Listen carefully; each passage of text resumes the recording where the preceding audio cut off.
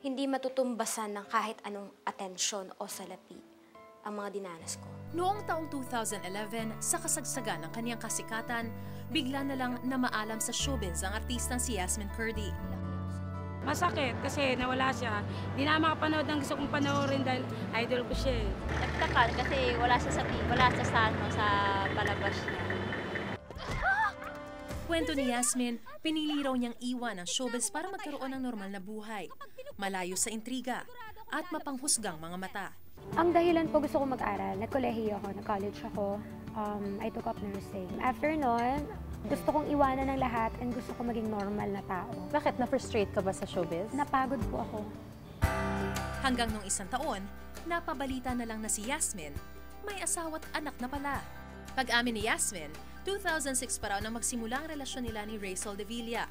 Nagkakilala raw sila sa eroplano, kung saan nagsisilbing flight attendant noon si Ray. 3 beses na kami nag-meet sa eroplano. And then, lagi siyang inaasar ng mga, like sila Ate Tess Bomb, gano'n. Lagi siya inaasar ng mga komedyante na parang kanin na lang daw ang kulang kasi yung ulam na mga gano'n.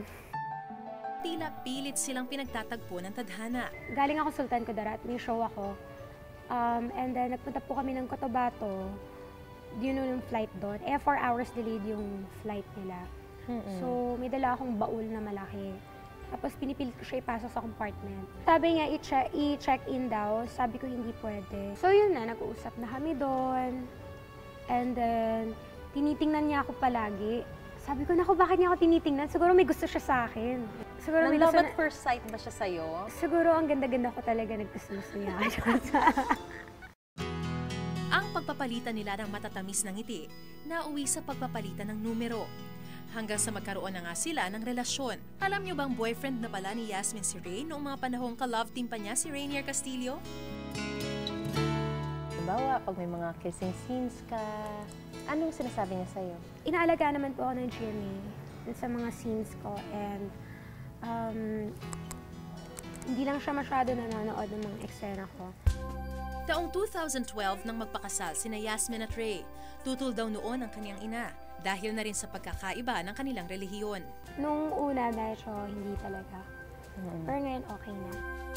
Biniyayaan sina Yasmin at Ray ng isang anak, ang 1 year and 5-month-old baby girl nila na si Ayesha. Ito yung friend niya, si Yana. Tapos ito si Ayesha.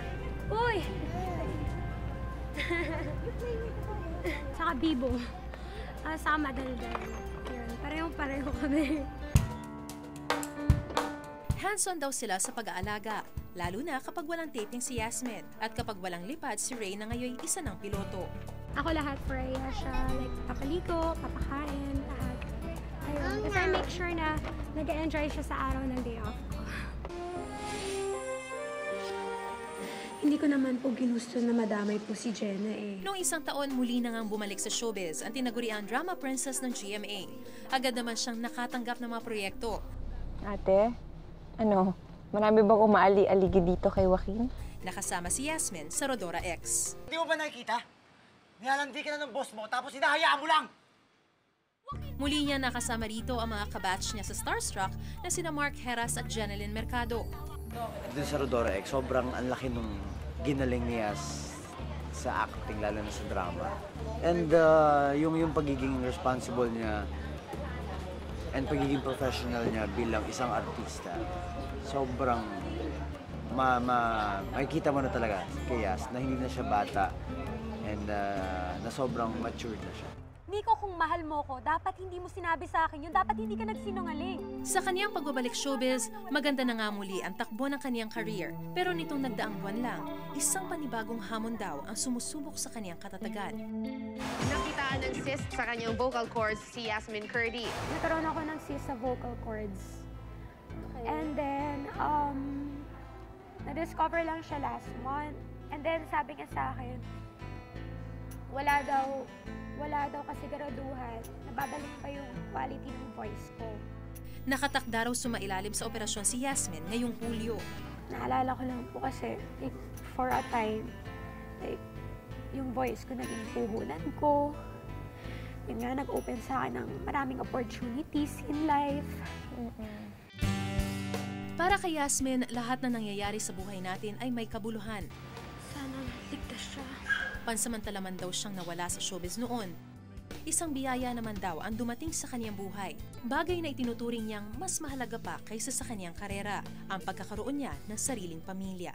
Ano ang aral ng tunay na buhay ni Yasmin Curdy?